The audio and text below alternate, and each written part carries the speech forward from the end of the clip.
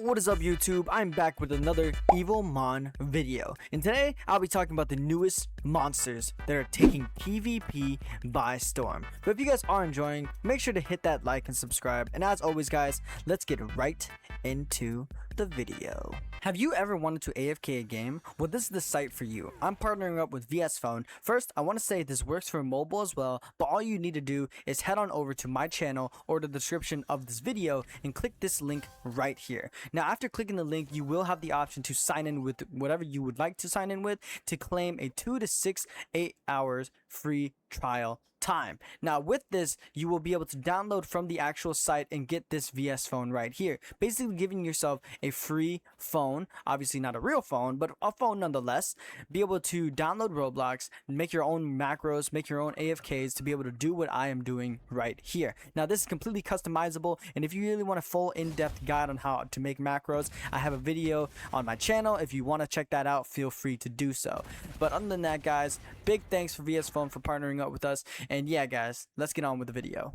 So, as you guys might know, the newest monsters, Snarewolf, Celesthorn, Magmaxor, Igniphus, and Frostclaw were added in the recent update for EVOMON. And in PvP, there are two monsters specifically that are actually like incredibly meta, like genuinely. Like the top #1 person in PvP right now is using one of the new monsters with like 600 something speed.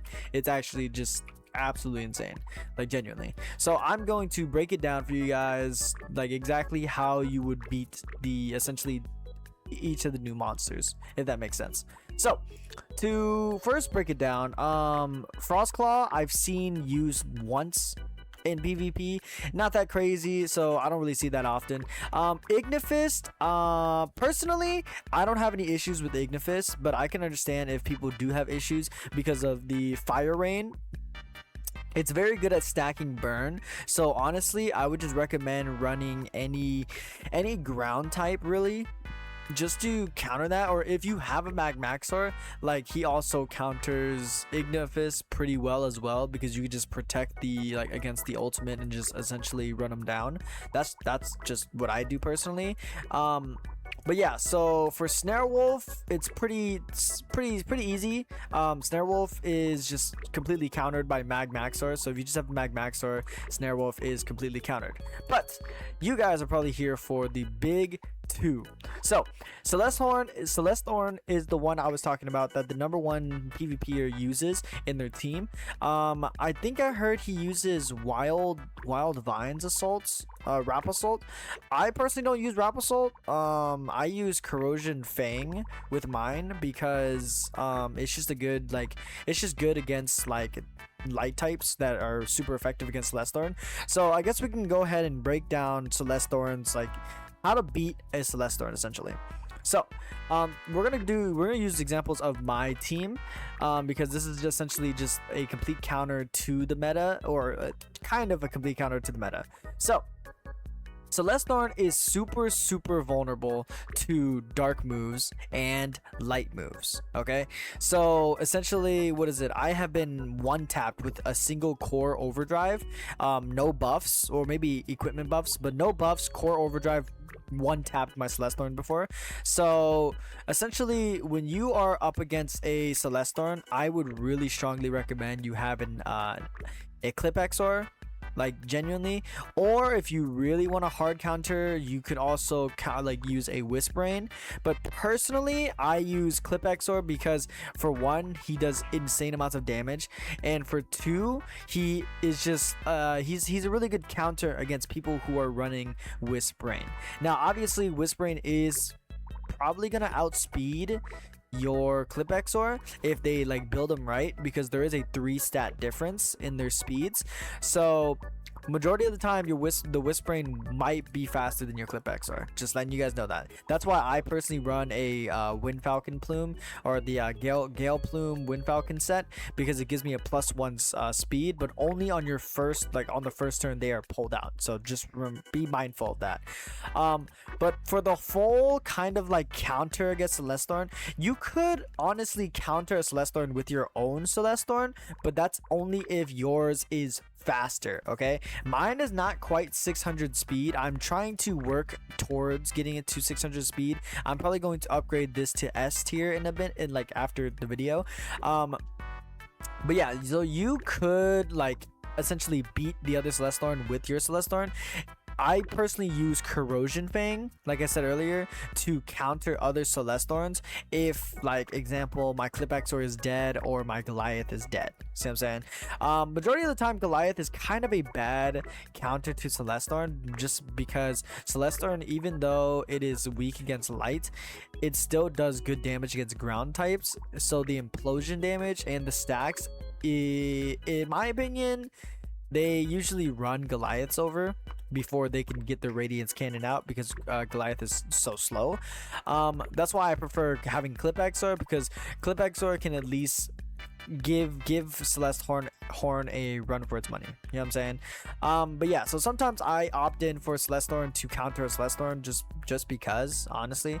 Now obviously a good counter against Celestorn is priority moves as well. So example like Frostel, with an open support legendary trait, you can outspeed anybody with your legendary trait, because it gives Sleep Powder priority, making them skip their turn. Now Frostel is still super meta for like PvP, so I do recommend getting her. I just recently put her back into my team because I was like trying to be stubborn and trying to make this team work. But Frostel is like, I was missing a lot of grass in my team, so yeah, I had to pull out Frostel. You know what I'm saying? But yeah, so with that being said, the best counters for Celestorns is probably Clipaxor, Wisprain, and honestly another Celestorn. Like that's what I would choose personally. But you know, I like I said, there are plenty of ways to kill a Celestorn. Those are just the most effective ways that I've seen used in like PvP or high rank GM PvP. You know what I'm saying?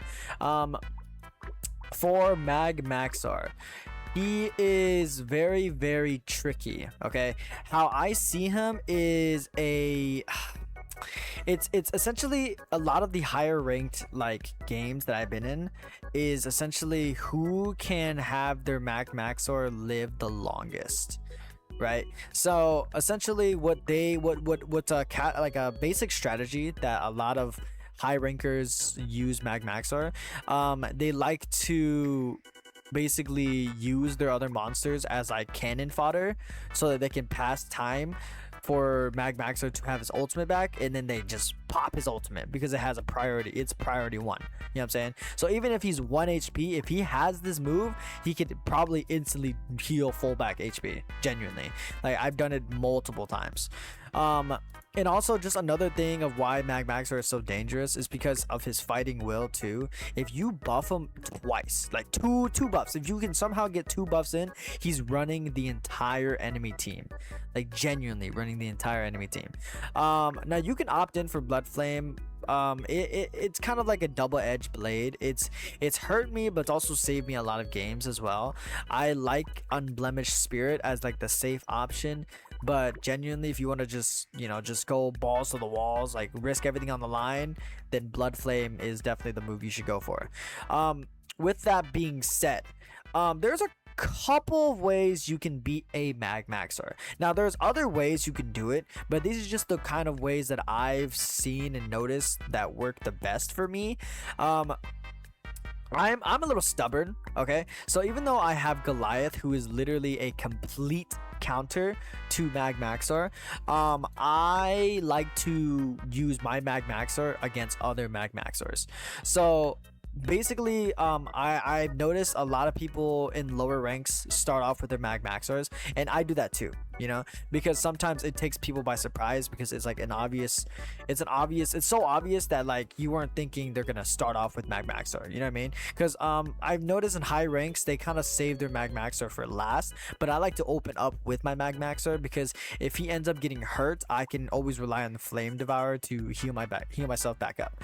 But so yeah, the first way is basically to play mind games with them, essentially. So how a regular game for me when I'm going against someone who is also a Magmaxor, so it's like my Magmaxor against their Magmaxor. Basically what happens is I buff myself, because I'm already assuming that they're gonna buff themselves too.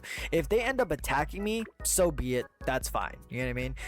If they put me really low with one attack, then I'll just protect, and then I will have my Flame Devour next turn. But this is where things start getting like more, I guess, like you have to start understanding more about the battle itself. So essentially, I buff myself twice, and usually the enemy tries to buff themselves twice as well. This is where everything is on the line, okay? This is high risk, high reward, okay? This has costed me the game a lot of the times, but majority of the times, if this does work out, then I clean wipe the other team. So basically, you know that the other guy has Flame Devour, right? A smart person would protect, right? But the thing about that is they're thinking the same thing as you. They're thinking, he has Flame Devour, I'm gonna protect it so that I can 100% hit my Flame Devour, okay? So when thinking that, they're gonna end up protecting because they want you to waste your ultimate. But you have to think ahead of that and actually buff yourself one more time. Okay, now like I said, guys, this doesn't always work, and like I said, this has costed me the game a couple of times. Okay, so it's a high risk, high reward. All right, but if it does work out, you have 3 buffs. They just use their one protect. If you protect and you end up baiting out their ultimate somehow, some way, or even if you don't bait it out, right, you will still have one more protect over them, so you are safe. Like you're genuinely, like you're chill, you're safe. You know what I'm saying? But you don't want to just sit behind that all the time. You want to play mind games. So right after buffing yourself, personally, now this is where it gets really nitty and gritty. Okay, whew.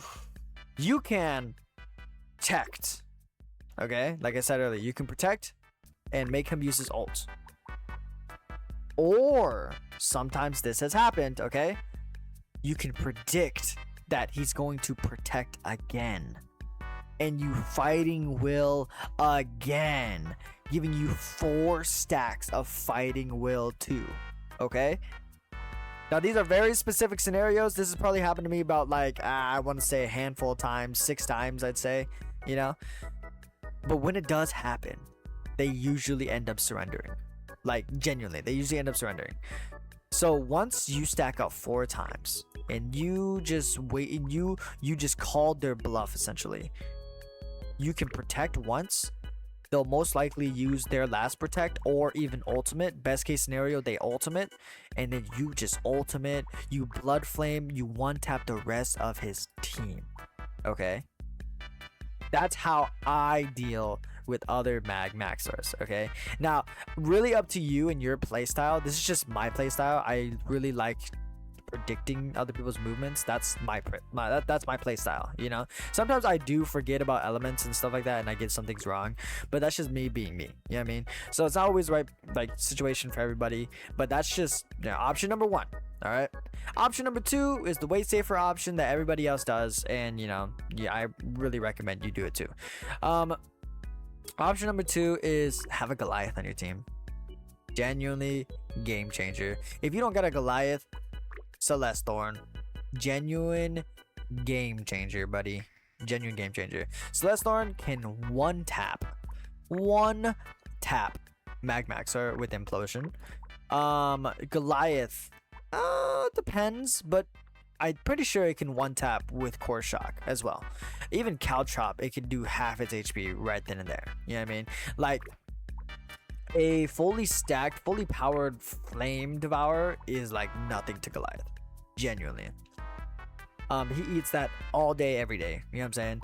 So you don't really gotta worry about Goliath, like, you know, handling that. So basically, what I'm saying to you is, if it's the 3rd turn, like you just start the match, and it's the 3rd turn, and you don't want to get hit by a Flame Devourer, swap into your Goliath. He will eat that chump change easy peasy. Even if the other guy has buffs, he's going to eat that. All right, that's my strategy on doing that. Obviously there are other ways you could go about it, like as in, like I said with the Celestorn, where I said you could one tap it with Implosion, because Celestorn should be faster than Magmaxor.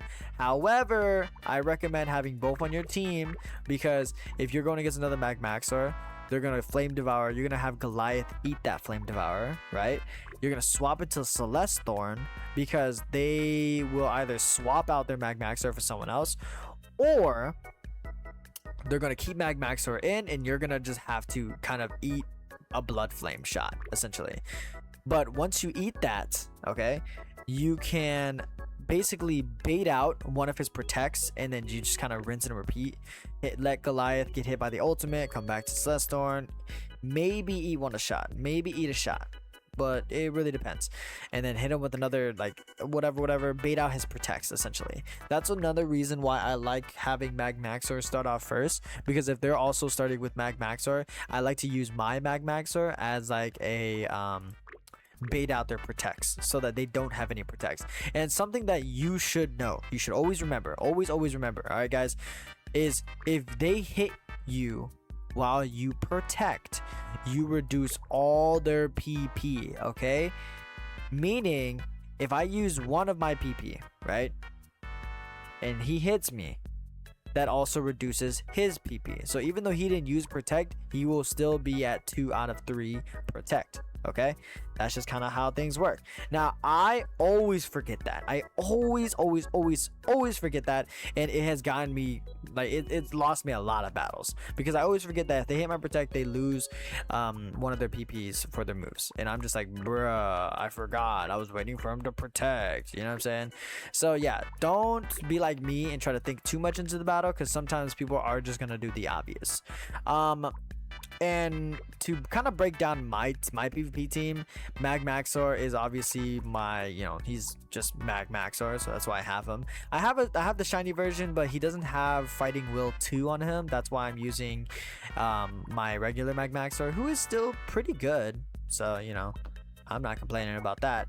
I have Frostel for the sleep powder, and also just the grass coverage, and Leech Seed is my #1 op. Okay, it's been killing me in PvP. Goliath, like I said earlier, to counter Magmaxor, and also just to counter lightning types as well, because, you know, just why not? Ground is just good coverage. Gogurt or Clipexor is a dark type to counter Whisperings, Goliaths, to counter Celestorns. So yeah, Clipexor is a must-have in my opinion. Like, I really like Clipexor. Celestorn, super good. Counters Magmaxor pretty well, and I mean, does insane damage genuinely. But I mean, I guess you can, like, just look at my rank, you know. Let it speak for itself, you know what I'm saying? I didn't even, oh my gosh, wait, I'm number 267? Heck yeah, I didn't even know that. Dang, okay. So I guess the rankings are pretty low right now. I guess, you know what it is? I think PvP is super hard right now, because it's a lot more thinking involved, and, like, genuinely it's really annoying to deal with. So yeah, as you can see here, like, Clipexor, Magmaxor, like, you're always gonna see a Magmaxor in a fight, genuinely. If they don't have a Magmaxor, they're actually low-key throwing, because the reason you aren't seeing a lot of crazy grass types is because Magmaxor literally counters the crap out of Magmaxors. I mean, wait, Magmaxor counters the crap out of grass types is what I meant to say. This person right here, I actually lost to them twice, okay? Because I really underestimated the grass type, okay? But in my defense, the first 2 times I lost to them, I was running Goliath and a that whale guy. What's his name? Where's his name? The whale. This guy, Boogle. Forgot his name. But yeah, I was running him and Goliath, and, like, that little guy, that little grass starter was messing me up, guys. Like, that was just insane. But Sorry for running on this video, but yeah guys, if you guys are enjoying, please make sure to like and subscribe guys. And as always, big shouts out to VS Phone for sponsoring this video. If you guys would like a 2 to 6 hour free trial, guys, it's free. Sign up with the link down below in my description, and you can go to my channel as well. The link is in my description as well. You will get a 2 to 6 hour free trial if you make an account using that link, and you'll be able to AFK, I mean, any Roblox game. Even if your phone is off, your laptop is off, anything, it will run in the background, easy peasy guys. And as always, if you guys did make it to the end of this video, comment your favorite EVOMON in the comments below. You know, I will be looking. My favorite is Maxer, as you guys can probably tell by my new picture. And yeah guys, as always, I will see y'all in the next video. Later.